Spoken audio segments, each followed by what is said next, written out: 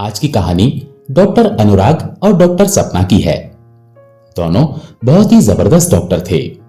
खास तौर पर अगर डॉक्टर सपना की बात करें तो वो स्त्री रोग विशेषज्ञ थी। उनके पास जब भी कोई पेशेंट आता था तो वो निश्चिंत हो जाता था कि अब मैं ऐसी जगह आ गया हूं कि यहां पर मेरी समस्या का समाधान हो ही जाएगा। लोगों का उनके ऊपर बहुत विश्वास था।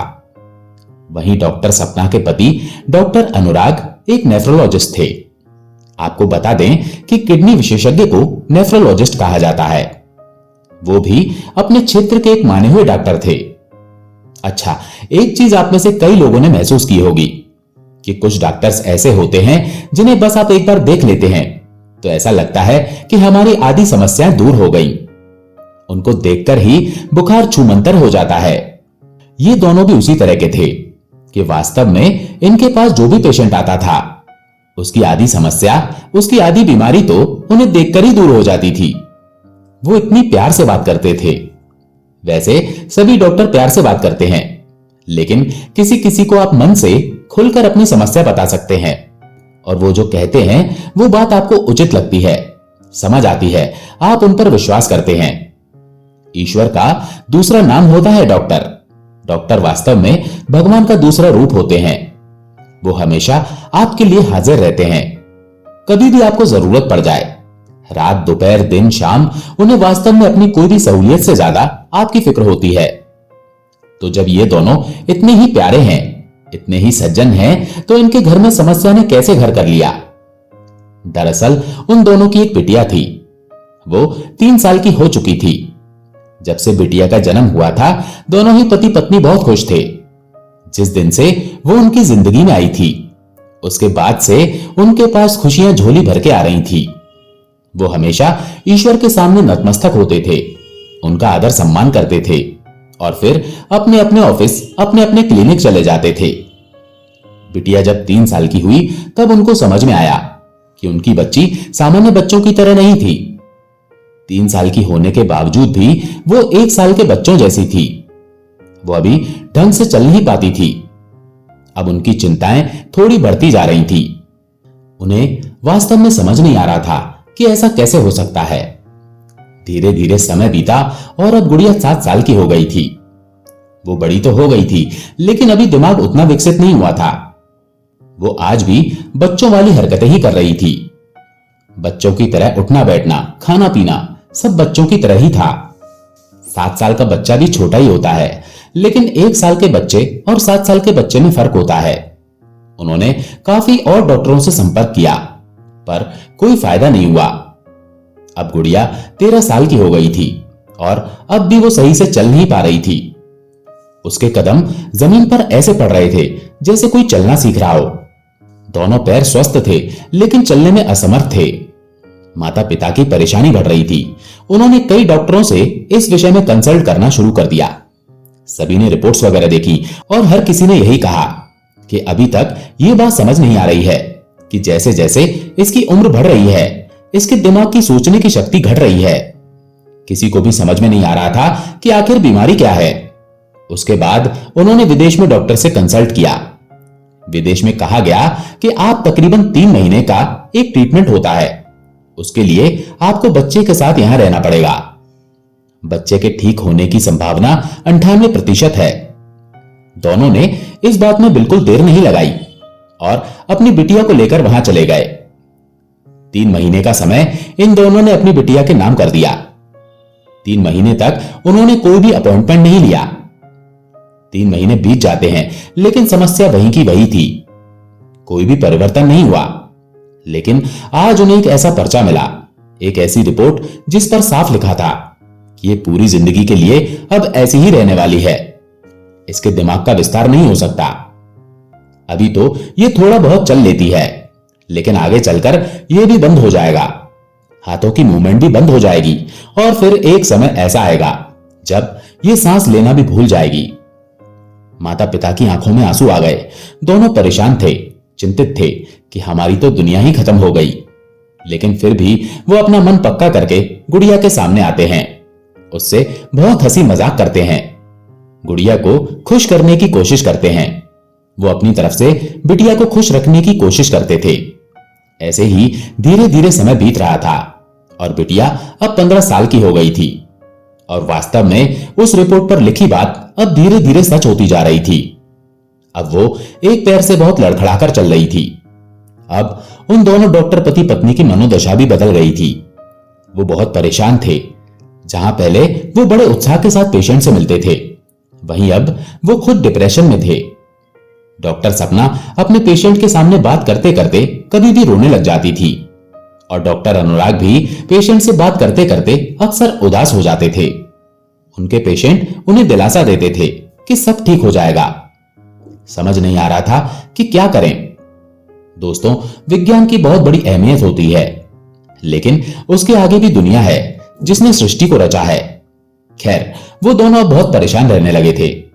कभी कभी वो खाना खाना तक भूल जाते थे, लेकिन बिटिया को अपने हाथों से खाना खिलाए बगैर वो कभी खाना भी नहीं खाते थे। सुबह जब वो अपने हॉस्पिटल के लिए जाते तो बिटिया को खाना खिलाकर ही जाते थे।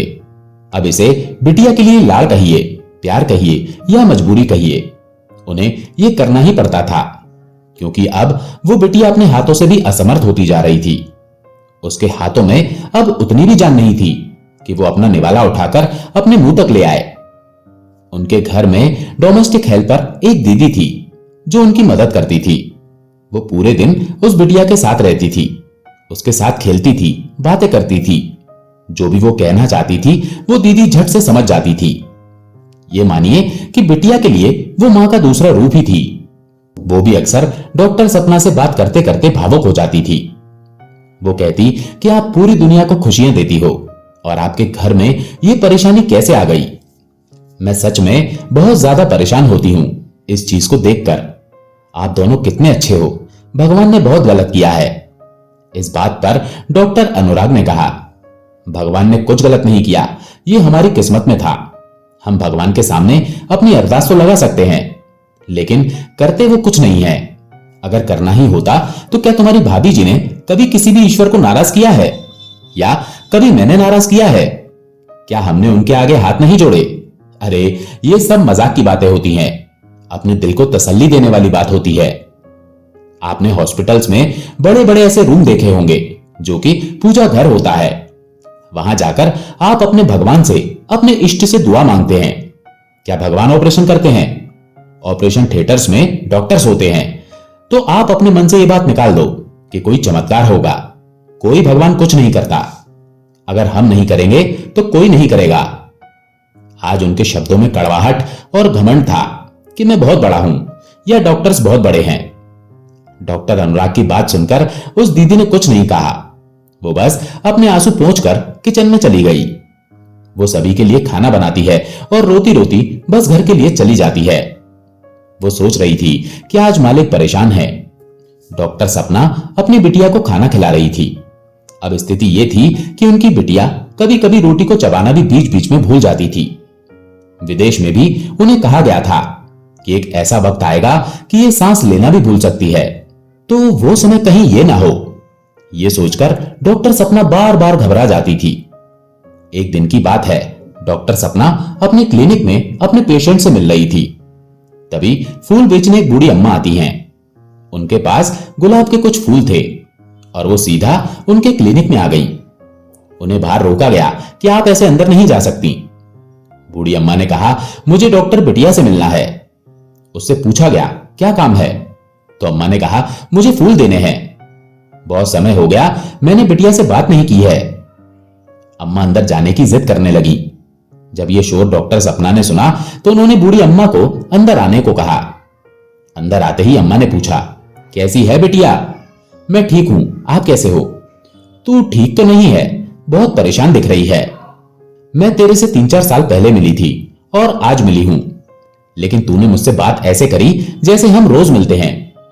अम्मा ने डॉक्टर सपना को एक फूल दिया और कहा, तेरी जो भी परेशानी है मुझे बता तो सही। उसने कहा, नहीं, ऐसी कोई परेशानी नहीं है, सब ठीक है। तभी अम्मा ने पूछा, कल चलेगी हमारे साथ?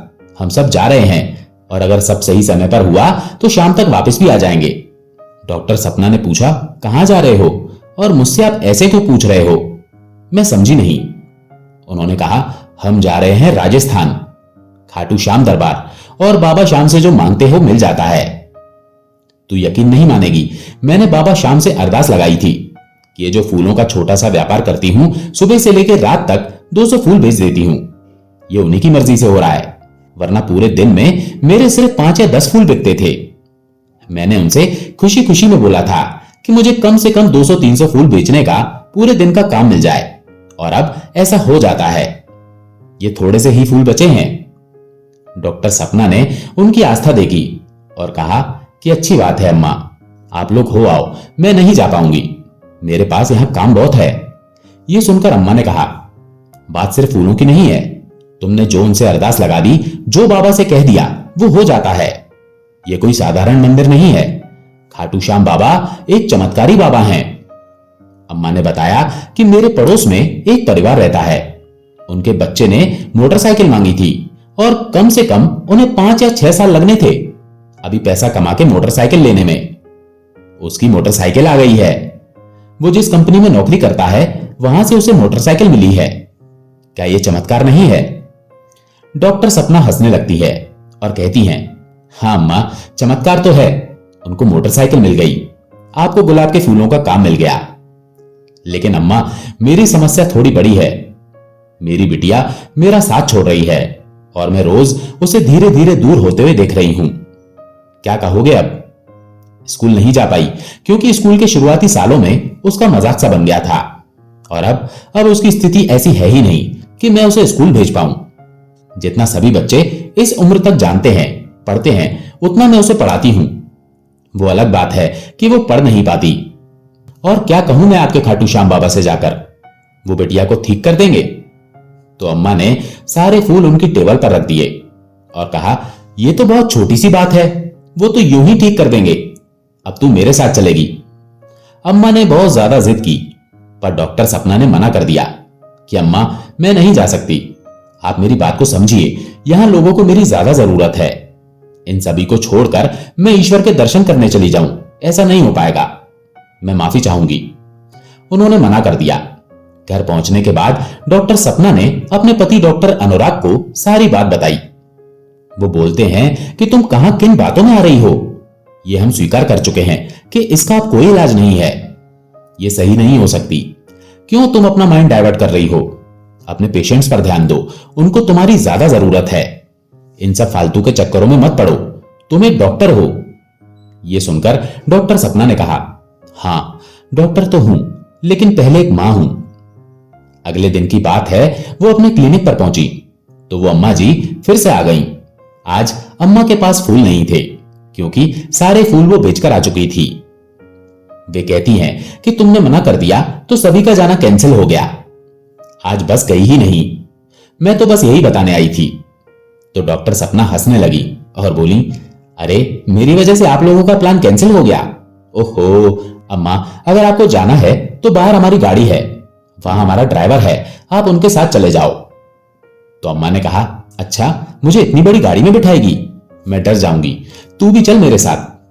तो डॉक्टर सपना ने कहा, मैं नहीं जा सकती। अम्मा ने फिर कहा, एक काम करते हैं, कल तो छुट्टी रहती है तेरी, तो कल सुबह सुबह चलते हैं, शाम को वापस आ जाएंगे। डॉक्टर सपना ने फिर कहा, अम्मा मैं नहीं जा सकती।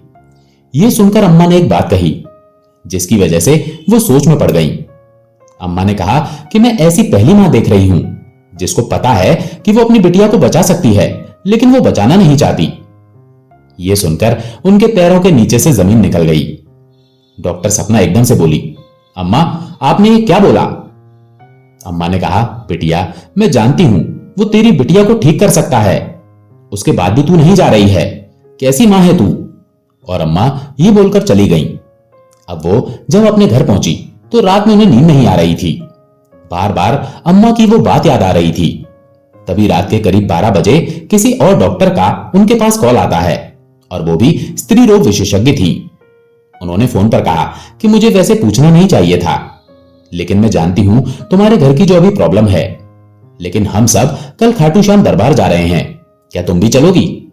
इस बार उसने 1 सेकंड का भी समय नहीं लगाया और तुरंत हां बोल दिया।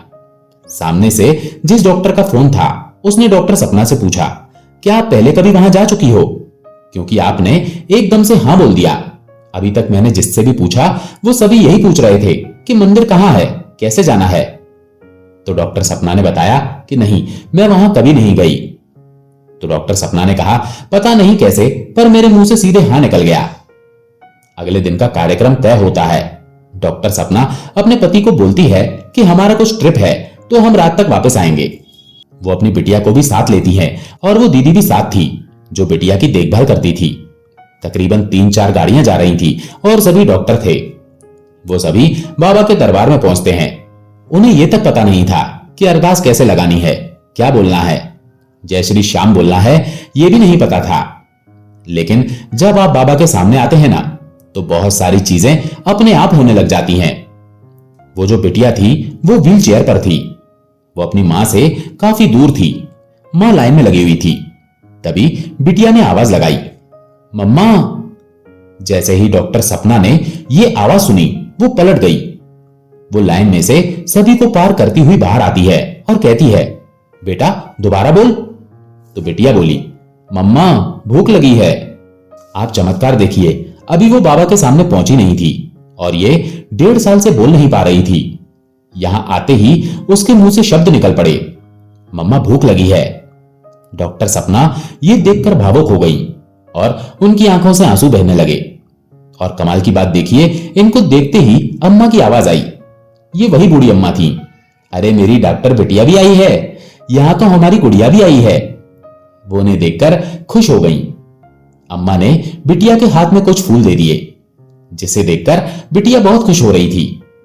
अम्मा ने डॉक्टर सपना से कहा, तू बाबा से जाकर प्रार्थना कर, सब ठीक हो जाएगा। उस दिन हमेशा की तरह बहुत भीड़ थी। वैसे सामान्यतः 2 या 3 सेकंड का समय ही मिलता है दर्शन के लिए, लेकिन डॉक्टर सपना वहीं रुकी हुई थी। कोई उससे कुछ नहीं कह रहा था। उसकी आंखों से ऐसे आंसू आ रहे थे जैसे जन्मों से रुके हुए आंसू हों। वो बाबा के सामने आई और बोली, जय श्री श्याम।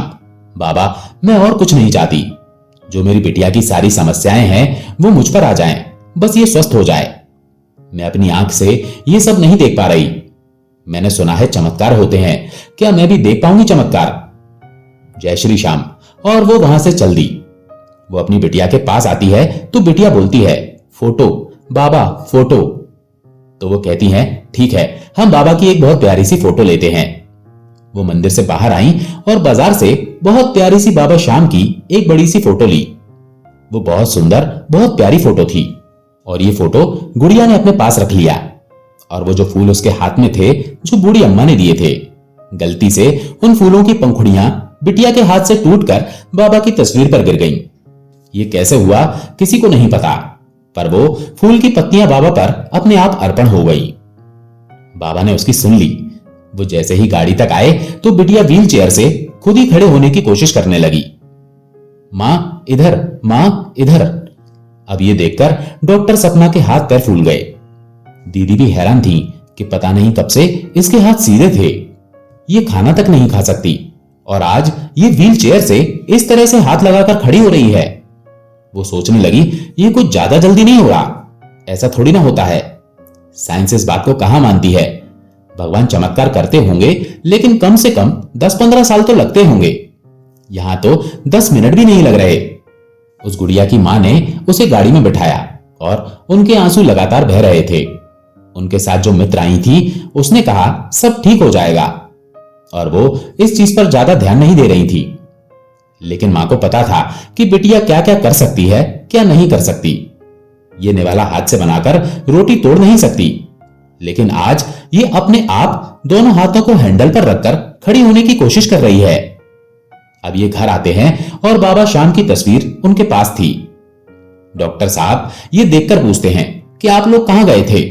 जब डॉक्टर अनुराग को पता चला कि वो लोग खाटू श्याम गए थे तो वो बहुत ज्यादा गुस्सा हुआ। उसने कहा कि तुम आज भी उस बात से बाहर नहीं निकली हो कि ईश्वर चमत्कार करेंगे, भगवान चमत्कार करेंगे। तस्वीर देखकर उसने पूछा, कौन है ये? तो डॉक्टर सपना ने कहा, कन्हैया ही है ये भी, और मैं बस आपसे ये कहती हूं कि आप मुझे इस बारे में कुछ भी ना कहो। इनके बारे में कुछ भी अपशब्द नहीं बोलो। मैंने जो देखा है वो पॉसिबल नहीं है। ये एक चमत्कार है, जादू है। डॉक्टर अनुराग ने कहा, अगर ऐसा है तो ठीक है, जिंदगी भर मैं उनकी पूजा करूंगा। अगर ऐसा कुछ हो जाए जैसा तुम कह रही हो। उसने कहा कि मैंने अपनी आंखों से ये होते देखा है। आप मुझ पर विश्वास नहीं कर रहे। डॉक्टर अनुराग ने कहा, यह हो ही नहीं सकता। इस कागज पर जो लिखा है, ये जो विदेश से हम होकर आए हैं, वो हॉस्पिटल, वो सब डॉक्टर क्या बेवकूफ हैं? तुम जो बता रही हो उस पर मैं कैसे यकीन कर लूं? किसी और ने देखा है ये? तो उन्होंने कहा, जो हमारे घर आती हैं दीदी, उन्होंने भी देखा है। अच्छा, और एक क्लिनिक पर अम्मा आती हैं वो फूल देने, उन्होंने भी देखा है। डॉक्टर अनुराग को अभी भी विश्वास नहीं हो रहा था। वो बोले, ये जो कहानी बना रही हो ना, ये सब बेवकूफी की बात है, ऐसा कुछ नहीं होता। तभी एक हल्का सा प्रमाण बाबा की तरफ से आया। बिटिया ने आवाज दी, पापा। उन दोनों की बातें एकदम से बंद हो गईं। बिटिया ने अपने रूम से 10 साल बाद आवाज दी थी।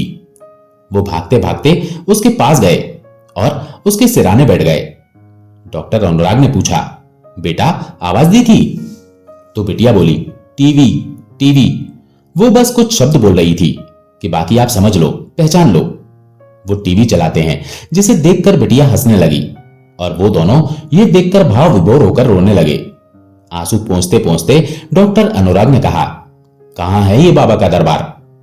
दोनों पति पत्नी एक दूसरे के गले लग जाते हैं। डॉक्टर अनुराग ने कहा, यह तो वाकई में चमत्कार हो गया। क्या हम कल वहां चलें? क्या कहती हो? तो उसने कहा, बिल्कुल चलेंगे। अब ये उन तीनों की किस्मत थी कि उनको इतनी जल्दी दर्शन करने का मौका मिल गया।